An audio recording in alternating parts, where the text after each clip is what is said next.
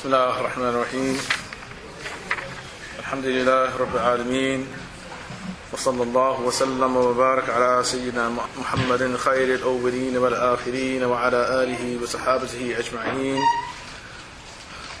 اللهم علمنا ما ينفعنا وانفعنا بما علمتنا وزدنا علما ولا حول ولا قوة إلا بالله العلي العظيم. سبحانك لا علم لنا إلا ما علمتنا إنك أنت العليم الحكيم. السلام عليكم ورحمة الله. This session I want to utilize to speak about what has been called Minority Fiqh.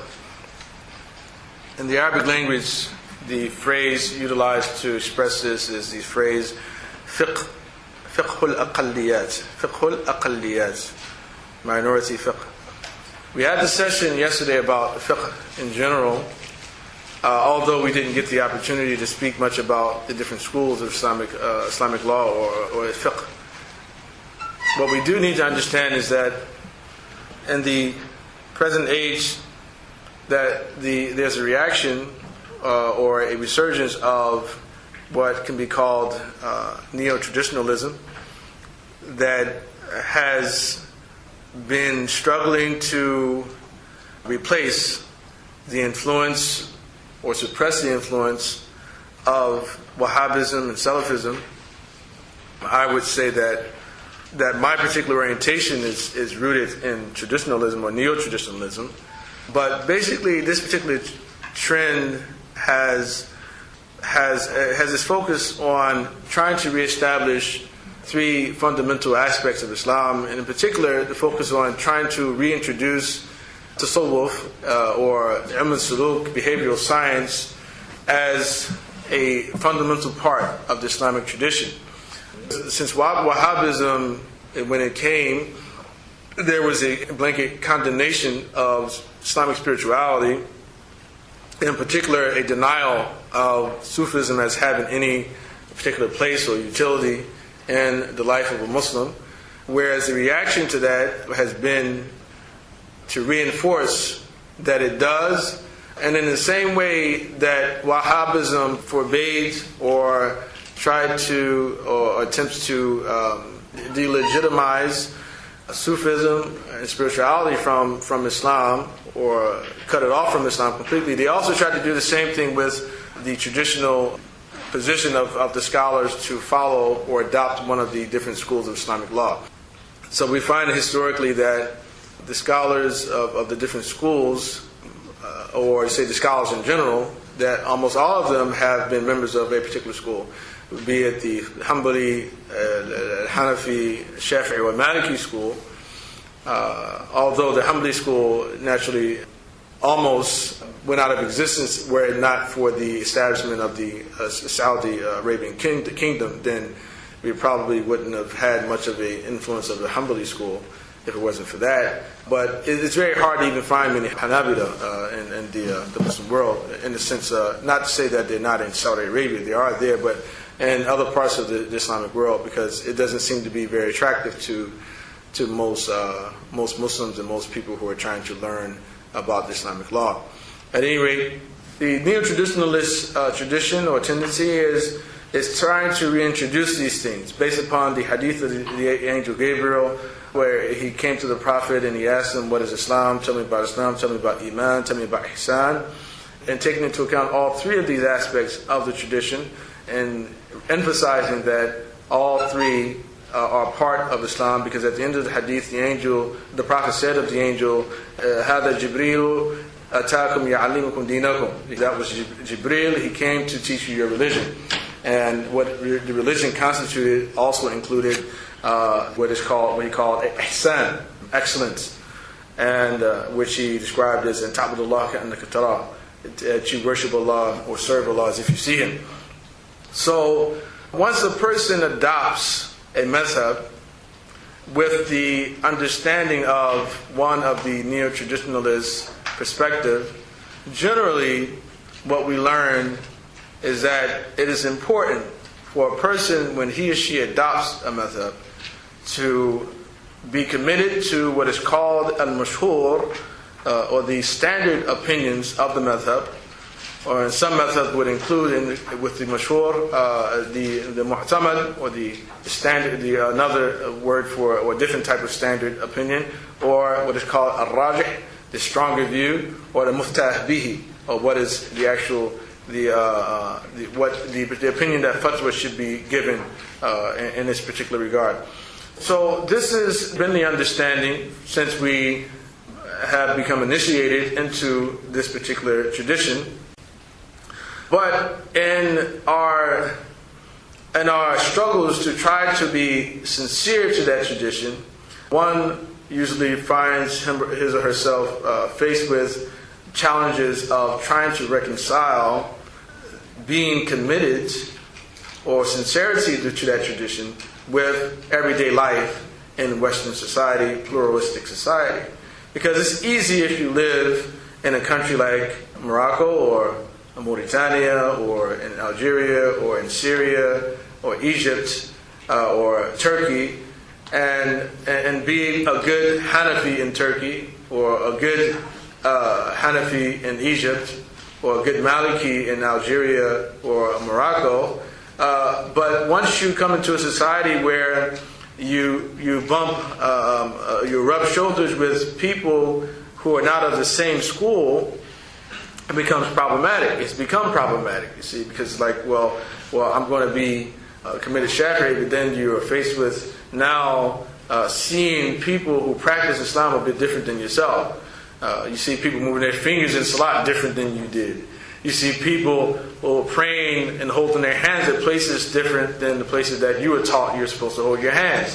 While you have pretty good cohesiveness in your particular country, in your particular town, but once you go out of your country and your town, then it becomes a bigger problem. As a matter of fact, if I happen to go to somewhere like, I guess, like Pakistan, and maybe if they see me praying with my hands at my sides, which I haven't done since I've been here, at least not in the masjid, because I don't know how people will react to it. I generally do pray with my hands at my sides, because that's mashhur in the Maliki madhab.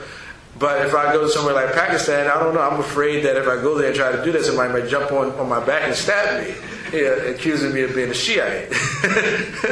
but it's unfortunate that that type of thing could happen with some people.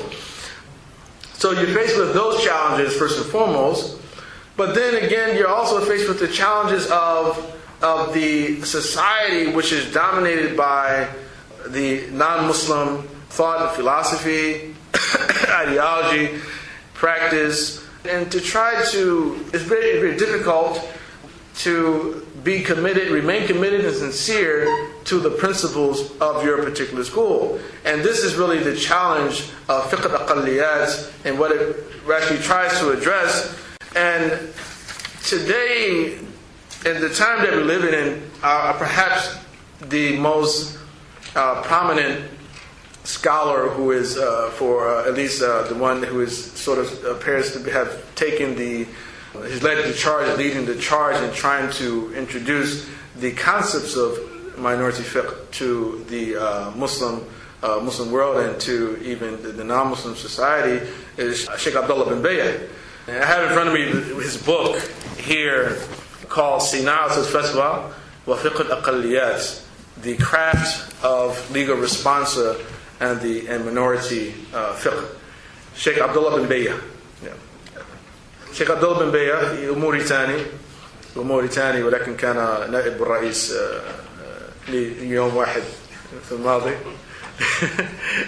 But he teaches in Saudi. He's been teaching in Saudi for a number of years, and very well respected, a scholar by a number of people.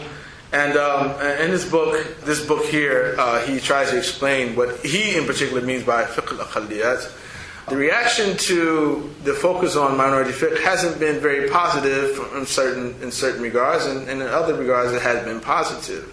But basically, what in one particular section of the book, he talks about the challenges that a person has in living in a pluralistic society, and trying to remain sincere to some of these principles of the traditional principles of madhab and following those particular schools. He said the first thing that you either can do is to develop an isolationist perspective, that it can lead to isolation in your attempt to remain committed, or it can lead to integration, where certain of those principles need to be sort of reshifted and rearranged, or it can lead to the dissolution of those principles if we completely buy into the principles of the new society that we live in, which may not be in accord with the Islamic teachings.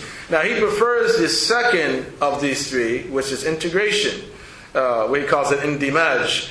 This is actually his preference. He doesn't mean integration in the sense that we understood it during the 60s, naturally, integration between whites and blacks in the same neighborhood.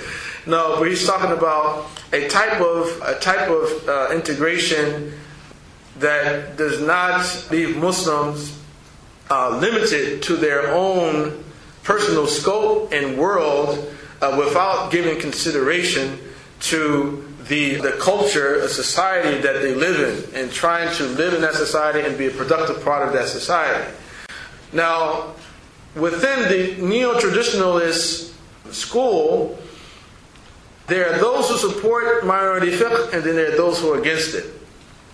Those who support it, they support it because they feel that by being very strict about the traditional understanding of how we should follow a madhab is too limiting, too restricting, and it can be seen as it can be very detrimental to our efforts of da'wah. It can be detrimental to even our relationships in Islam, because when a person starts to say that being a good Muslim is about being committed to a principle and not compromising on that principle, and the principles that I live by are the principles that dictated to me by the mashhur of my madhab, or the standard view of my madhab, and so I'm not going to compromise on any of those things.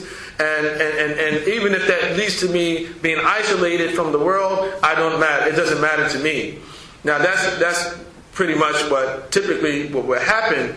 But then you have other peoples who have a view that while we respect the different schools and we follow the different schools, where we find that it is difficult to incorporate the teachings of our school into our lives and into our interactions without leading to some greater harm, then we need to consider borrowing different judgments from other schools. So those people are like, okay, that's fine. Now, those people who are against the minority fiqh, you have many of them who have this view that the efforts of the people, the proponents of minority fiqh, their efforts are a covert attempt, again, by the kuffar to subvert the Islamic teachings and subjugate Islam and the Muslims to their whims, the whims of the West, once again, by reforming Islam from within and totally destroying Islam from its foundations. And this is the same people who feel this way about minority fiqh are the same people who had this same view about Wahhabiyya, Salafiyya when it first began, which I personally feel that you should have more reason to feel that way about some aspects of Wahhabiyya.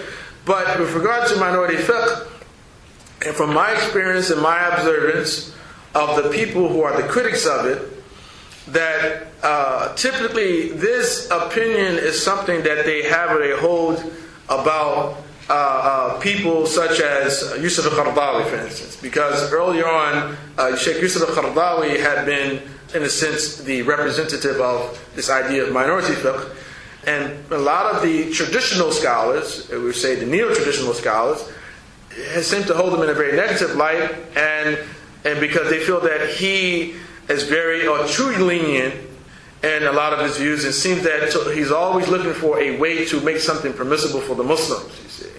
And so he's incurred the criticism of so many different people, so many different groups of scholars. He's incurred the criticism of people like the Salafis, incurred the criticism of the Ahbash. He's incurred the criticism of the general neo-traditionalist groups of people. So when people would hear, some of these people would hear minority fiqh from anybody, regardless of what the interpretation of it may be, that for some reason, first and foremost, people are thinking that this is an effort, another Qardawian, I guess you would say, and I'm not saying that Yusuf al-Qardawi was necessarily incorrect about any of this stuff, but their perceptions of Yusuf al-Qardawi sort of get the best of them to the extent that instead of examining the issue, examining the argument in more detail to try to gain understanding, that unfortunately some of these scholars I've seen have lashed out at people such as Shaykh Abdullah bin Bayyah regarding this particular issue implicitly, and a lot of this lashing out has been influenced, in my opinion, by a number of the students who return to some of the ulama and convey to them their thoughts about a lot of these different things. Because when you listen to the arguments of those who are against minority fiqh, you say, well, yeah, I can understand that. I don't want anybody to destroy the foundations of Islam.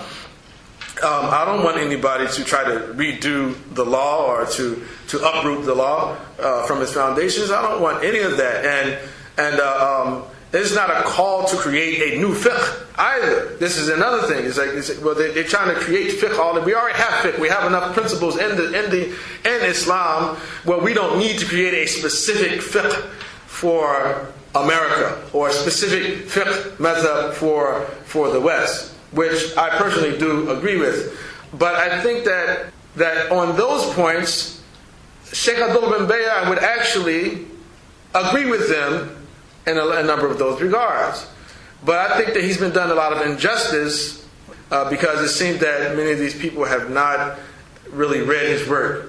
And to be fair to them, I think that part of the problem and one of the mistakes, perhaps, of Shaykh Abdullah bin Bayyah in his presentation, or in particular in his book, is that he placed the title Fiqh al-Aqalliyat on the book, Minority Fiqh. The reason I say that perhaps as a mistake is that when you read the book, in my opinion, a more appropriate title would be Fiqh al-Masalih, the fiqh of interest, or the jurisprudence of stated interests of Islam. Because in summary, what he's done in this book is he has tried to present something about the historical tradition of Andalus, and in particular inside of the Maliki school, because he's a Maliki, and he has knowledge, extensive knowledge of some of the other schools also, but he is a Maliki. And there's something which is well known about the school of Andalus, a principle and a source of law which is on the lines of urf, of custom, that the scholars had implemented, and even in Morocco, something referred to as al-amal, ma jara bihi al-amal. Now, in the Maliki school, we have the principle of the Amal Ahl Medina, that this is agreed upon, that this is a source of law, that the actions of the scholars of Medina is authoritative. So when the actions of the scholars of Medina contradict with a hadith, a non-corroborated hadith, actions of the scholars of Medina are given preference over the hadith itself.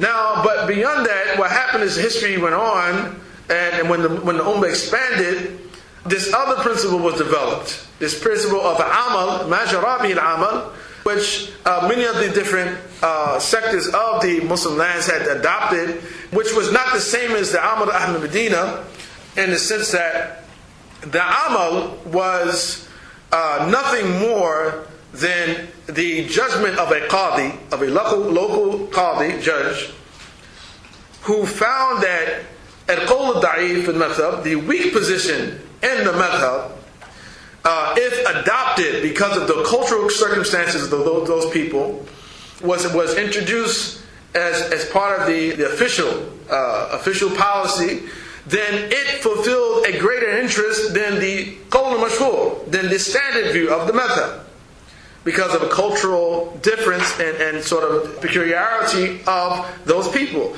So when that qadi gave that judgment, although it was the weaker view in the madhab, it became all of a sudden the mu'tamad, the relied upon view, and the people acted upon it. And so, for instance, you see like in Morocco, al-amal al-fasi, the amal of Fez, or the amal al-Marrakeshi, the amal of Marrakesh, or the amal al-Ribati, the amal of Ribat.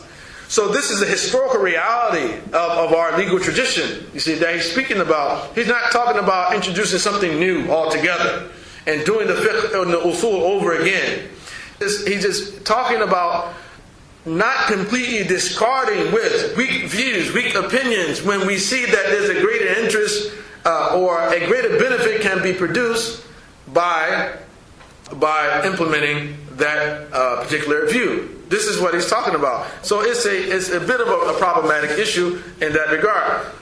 So what he says about fiqh al-qalliyat, he said that this particular terminology is a very contemporary terminology that wasn't known in the past. It is something that has recently developed. It's a recent development, but was confirmed. Recent not mean recent as opposed within the last few years, but recent in the sense of the contemporary age. But recent, and it was confirmed during the 15th century. The 15th century, al-Hijri, through the establishment of a number of the very important Islamic organizations which are concerned with the status or conditions of the Muslim expatriates living in Western lands.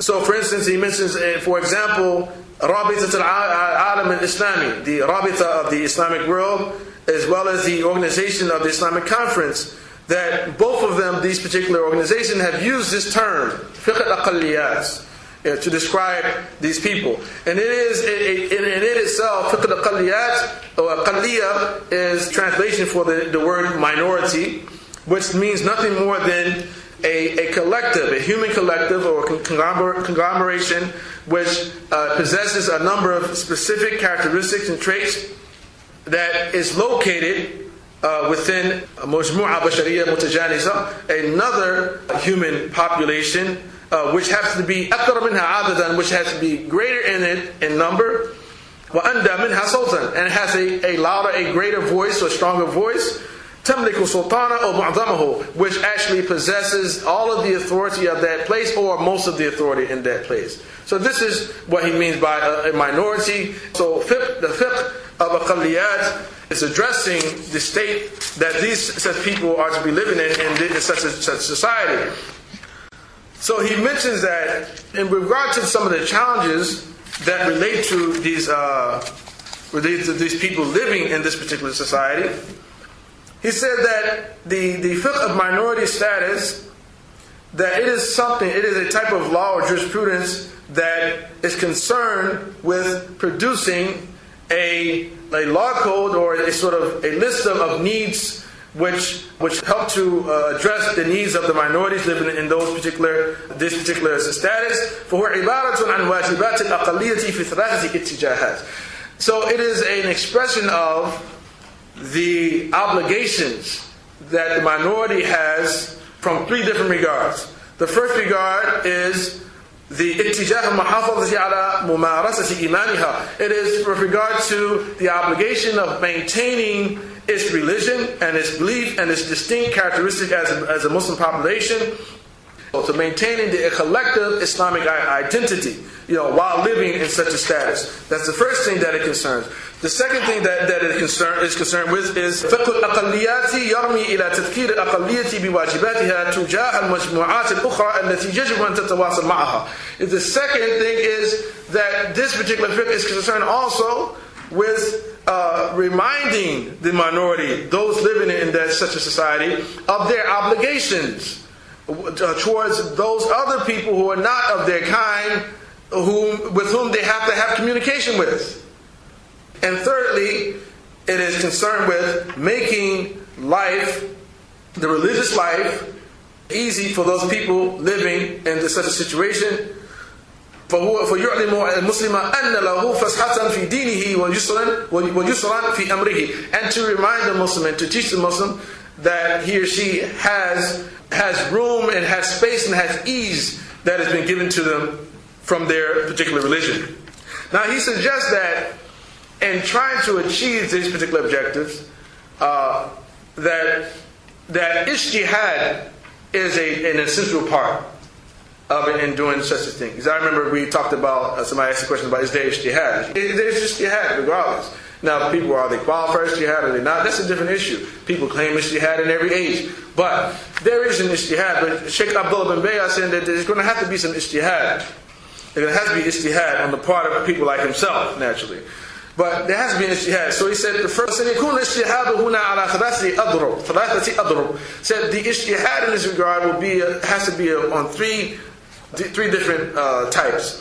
اجتهاد جديد لإحداث قول في قضية جديدة قياسا على المنصوص في الأصلين الكتاب والسنة. The first type of ijtihad is a type of ijtihad where we will be led to introducing a new view about a new issue which didn't exist before, based upon our analogy with previous texts in the Quran and Sunnah.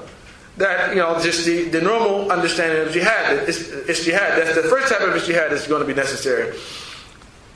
The second type is, he said, اجتهاد في تحقيق المراضي وهو اجتهاد لا ينقطع أبدا كما يقول الشاطبي لأنه تطبيق القاعدة المتفق عليها على واقع جديد تنطبق عليه هذه الواقعة وليس كالاجتهاد الأول الذي يختص به المجتهدون ويستوي فيه المجتهد والمقلد. So the second type of ijtihad is going to be ijtihad, which is a type of ijtihad which will include or be inclusive of the mujtahid and the person who's not a mujtahid. Meaning, just in type of ijtihad which leads us to make certain practical decisions about life and how we're going to interact with people and ourselves in this society. So he's not talking about a legalistic type of ijtihad, a type of ijtihad where they're all Muslims are going to have to take a part in order to make life easier and better for themselves in the society. And then the third type of ijtihad, he says, أما النوع الثالث فهو اجتهاد ترجيحي وهو اختيار قول قد يكون مرجوحا في وقت من الأوقات إما لضعف المستند وليس لانعدامه فيختاره العلماء لمصلحة اقتضت ذلك وهذا ما يسمى عند المالكية جريان العمل. So, and the third type of ijtihad is a type of ijtihad that ijtihad of preference, ijtihad of preponderance that gives more weight to one view of another, and it is a type of ijtihad where we're choosing a particular view which happens to be the less desired view or the weaker of a view, or was considered to be a weaker view in a particular age or time that existed before us, due to the weakness of the basis or foundation of that view, not because of the absence of a foundation for that view. And we are to, and the ulama are to choose or to select that view because of an interest that is necessitated through the situation. And he said, and this is what the Malikiyya call Jarayan al-Amal. Jarayan al-Amal. So basically, in short, Fiqh al-Aqalliyat is seeking to address some of the matters that specifically may arise in such a society for Muslims who are expatriates, but not just that, but also Muslims who may accept Islam in such a society. So for instance, let's say a Muslim convert in a Western society with non-Muslim parents now is faced with a challenge of whether or not they should help out in the burial or funeral of their parents who died as non-Muslims. Now, what's popular, it is well known that generally the schools forbid such a thing, because the person died an unbeliever. So a Muslim generally should not be expected to participate and to help out with the burial and the washing or whatever else of that particular person. But there are some views amongst the fuqaha that actually allow for such a thing to happen, or at the least to help to cover and to shroud, if that is a practice of the people, naturally, the dead, and so on. So it may be considered a weaker view, but take into consideration the interests of Islam. For one, the interest of, let's say this person is a very new Muslim, and you tell that Muslim you can't help out in the funeral of your mother, the funeral of your father. The interest of ensuring that this individual doesn't develop any resentment for the decision to accept Islam. And then second of all, is not to further distance herself from her family through making a decision through her Islam. She's already, or he's already distanced from her family or his family because of the acceptance of Islam, perhaps. But also now, you're not even human anymore. You can't even have any human compassion anymore because Islam tells you you can't cry because your parents died because they were not Muslims or whatever. And this is an understanding, an erroneous understanding that some people have. You see, a person may die, for instance, and let's say that, and it happens a lot where. When I was growing up, and the understanding was that, that if you're a non-Muslim, you just go to hell. Simple as that. It doesn't matter whether Islam came to you or not. That was the understanding.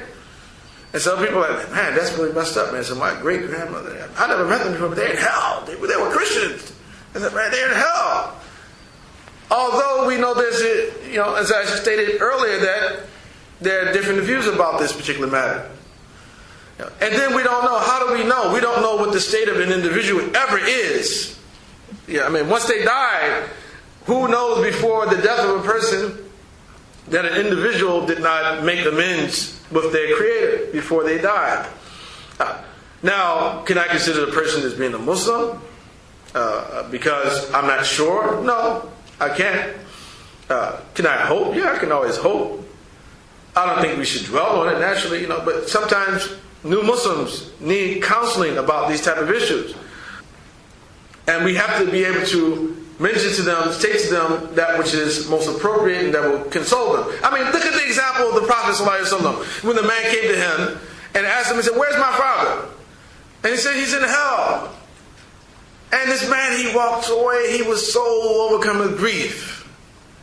And the angel comes down to the Prophet and he says to him, call that man back and tell him your father's in jail, and it's in hell too. And he called him back and said, in the back of what beef, and my father and your father's in hell.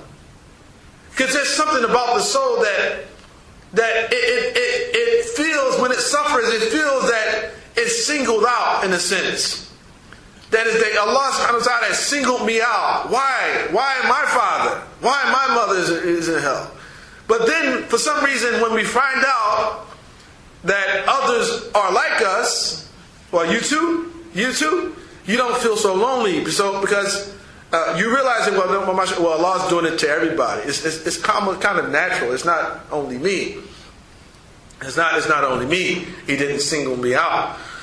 So there's a wisdom there. So when I grew up and people would say that, and then I find out, I say, well, I'm not completely sure about that. If you can have that view, that how do you know they're in hell? The Maturidi view is just basically that if they don't believe in Allah, then they go to hell. But how do you know about the people in the past? How do you know? You don't know about the people in the past if they're going to hell, or they didn't believe in Allah.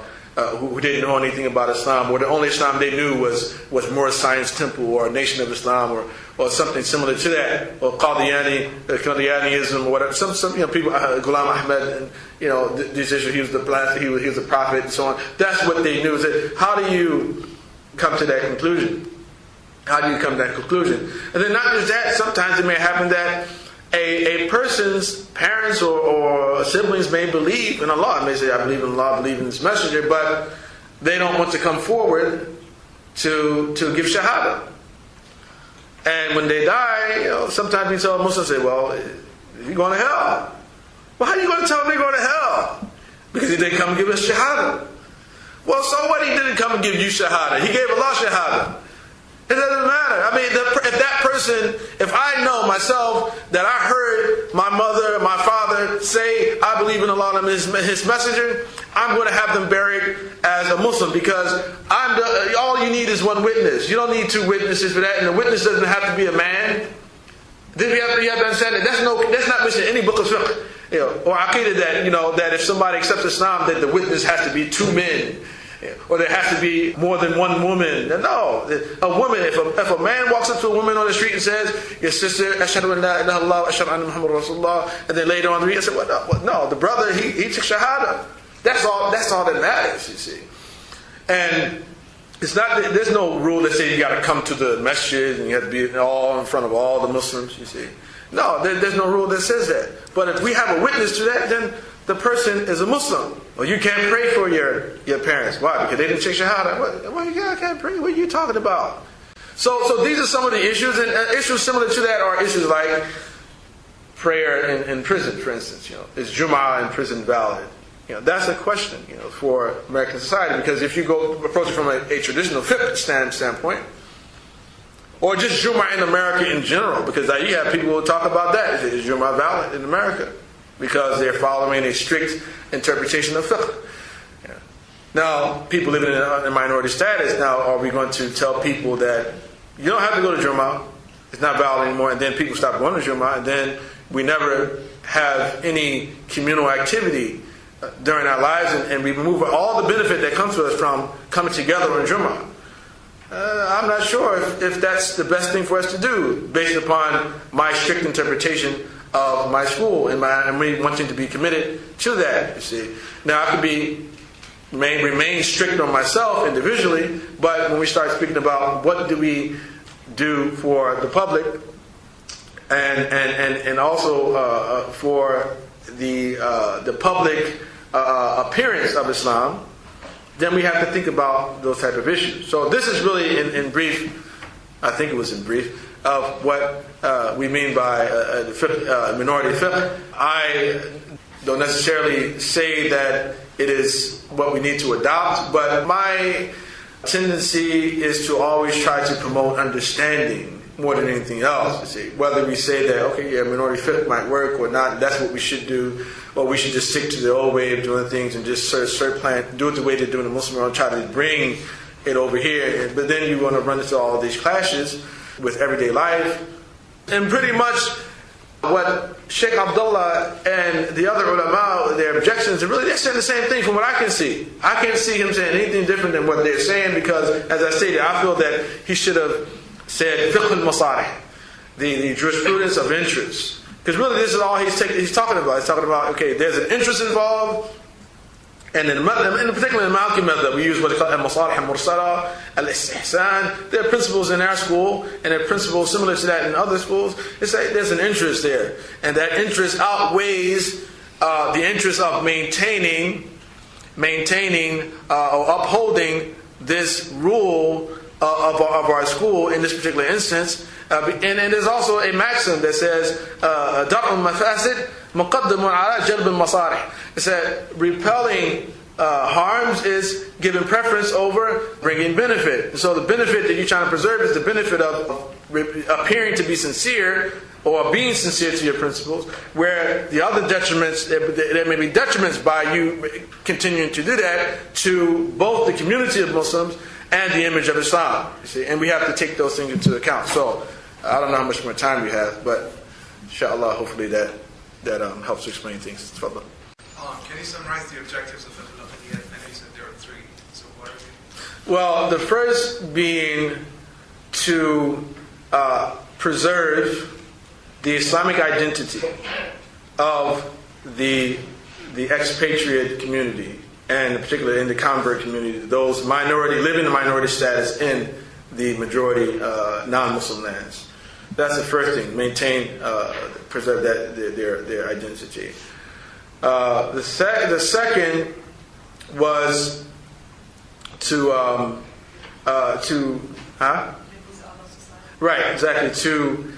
establish a relationship and learn a way to have an interactive coexistence of mutual benefit with the people of the society. I'll say it in a different way, is to have a coexistence and an interaction with the people of the society. Have a dignified existence there. And thirdly, it is to give the Muslim, grant the Muslim more knowledge of the broadness and the ease of Islam, to grant ease to the Muslim who is living in such situations. إِذَا ضَاقَ الْأَمْرُ اتَّسَعَ. Yeah, when matters become restricted, they expand.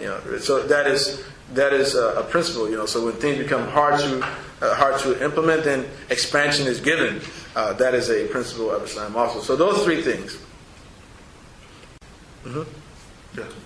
There was an insertion done by, especially in European fiqh, or not in European fiqh, like in general understanding of Muslims in Europe, and also in retrospect in America, where Dr. or Professor Abdullah said that integration is done, it's over. Right. Let's stop, thinking about integration. Let's move on beyond and try to now build and try to understand what our role is as Muslims, as British Muslims, as American Muslims, and so on. Now, in the view of how can that be implemented? Like for me as an American Muslim, for instance, I'm here, I'm trying to do my duty as I understand it, then I get in clash with the local scholars that are really still living in the Middle East environment, and they are still in control of many of the, let's say, powerhouses that are around our communities. Now, how do I go about that as a layman? How do I reconcile that? And at the same time, how do I implement such revolutionary, if I could say, outlooks such as Professor Malone? Yeah, it's hard. You have to try to develop a strategy of how you're going to make such people see the harms of the maintaining or trying to bring a type of Islam into this society that may not be completely compatible in the sense of like their interpretation or whatever. That's the challenge. That's the challenge, But I never would encourage any sort of direct rebellion or anything like that. But constantly coming with ideas, constantly with suggestions, just being patient with them, and hopefully and praying, and eventually, hopefully, that the day will come that they'll get the point. And I think that this is what happened. I mean, for instance, as an African American and living in Philadelphia, that the Arab community there came to the area and decided that they didn't want to live near us, but to move out in an area where they really weren't wanted. And when they got the land there, the Jews in the area actually protested big time and really made it difficult for them before they even get the land to actually move where they moved. And we had constantly told them that felt that they couldn't completely buy into the system the way that it seemed that many of them were buying into the system, because from our experience in our history here, we just felt that, or feel that generally the people who run the system do not necessarily believe in all of the, many of them don't. They believe in all of this sort of the talk of justice and human rights and all those other things like that. And people had been coming here prior to 9/11 buying into this idea that that Islam is just, America is just the perfect place to be, and everything is just perfect, and everyone is fair, and I can get justice and everything. And to a certain extent, many of them sort of felt that we were just sort of crybabies, and we were just nothing that we did, that anytime we complained about anything, that we really didn't have any basis for complaining about it or protesting anything. And then, and we used to tell them, listen, come in and to interact with us, be as us, and we get to know one another a bit better. But then when 9/11 happened, all of a sudden, all the Arabs are popping up in our masajid, because they realized that that they weren't attacking us. Nobody was attacking us. Because in the psyche of mainstream America, of Euro-Americans, and those who are not Euro-Americans, African Americans, that we are real Americans. This is still dominates even still today. Even though you may be an American citizen, and so many others are American citizens, that in our psyche is that you're still not a real American. That's really, I'm just being frank. I don't care if you were born here. You're still not a real American. Real Americans are somebody from African American and Euro American. That's the real American. That's our mentality, and that's why you will continue to see in news broadcasts in most of the cities in the country that's going to be sort of there's been a lot of talks about black and white. There's still a lot of talk about that. And that's why it's such a big deal with Obama becoming the president. That's a big deal still with us. And but for us, it's like, well, you're one of us.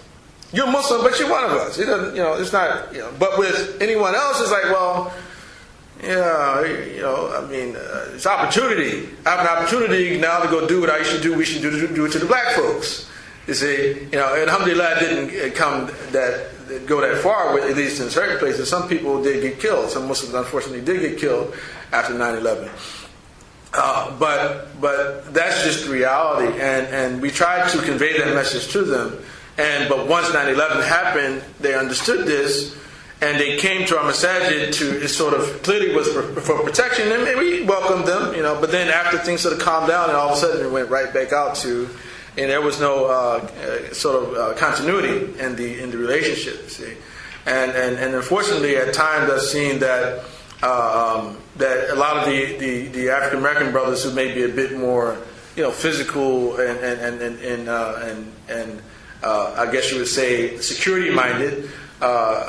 At times are exploited, or utilized just simply for that reason in certain programs. Just get the African American brothers, because brothers they're going to take care of them, which is okay, but it shouldn't just simply be that I found some utility in this person, so I'm going to use it. But as opposed to that this person, I want the person to be my brother. I want to understand them. I want them to understand me, and let us learn to live together and be real, have some real fellowship. No. How can we achieve this? I've been in the States for 4 years, for long. Yeah. How we can talk about the same subject? Yeah, right. The African American, the Arabs, the Pakistani, and I don't see that much of progress. Yeah, right. So, young men, Yeah. what do you think should we start now doing to achieve some success in this? Well, I think part of it is a language barrier. Part of it, but the bigger part of it is cultural barrier. I think things have to be done on both sides. On one side, African Americans, more of them need to learn more about the culture of Arab culture, of Indian culture, of Pakistani culture. Because as Americans, we don't really have much of concern with that, because you find a lot of Americans. I remember I was in Morocco, and I went to the post office and to use the telephone, and there was this Euro-American guy who came in.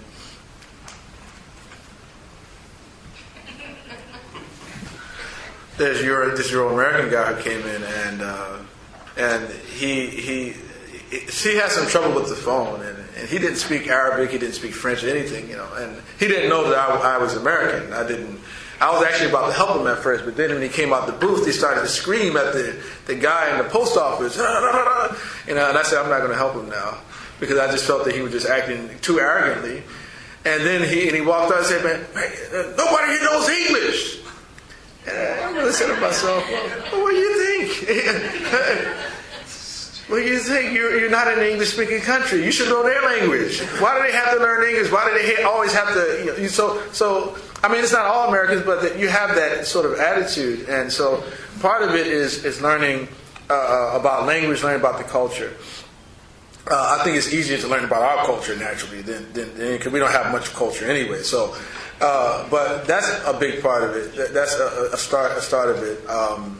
The other part of it too, I think, from our side is many of us have a tendency to expect to be treated like Ansar by you all, when we should be treating you because you're the more recent newcomers to the United States, and we should have been able to receive you and to be your Ansar. And I think that attitude has to change with us also.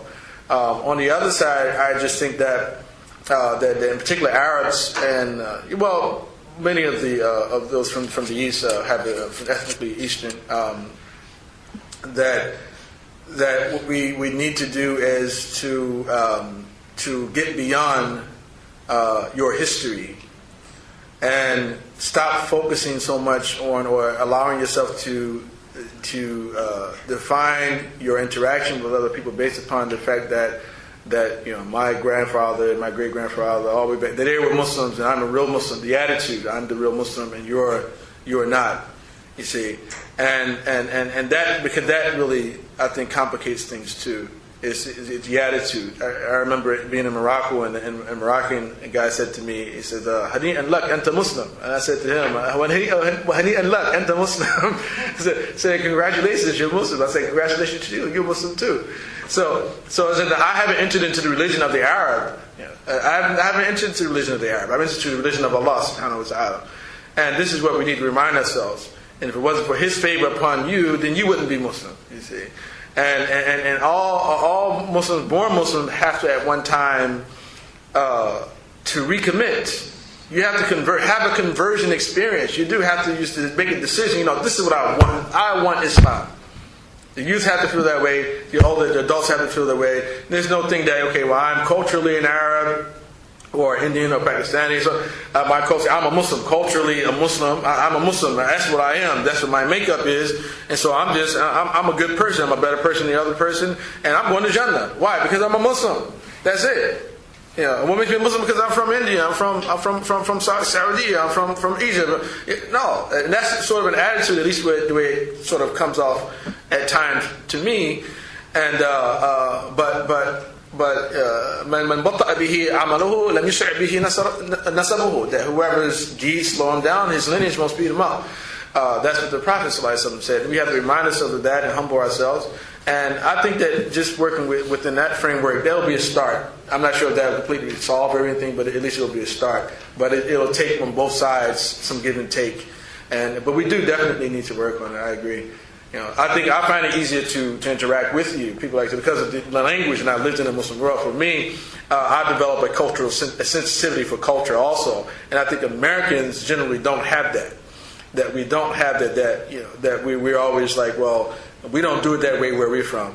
And I've seen the opposite happen too, come from that side. But I think the Americans are just not as cultured as the rest of the people in the world are. So, inshallah, with time. I think in practical steps. Yeah. Uh-huh. What you said is analysis of reality. Yeah. Right?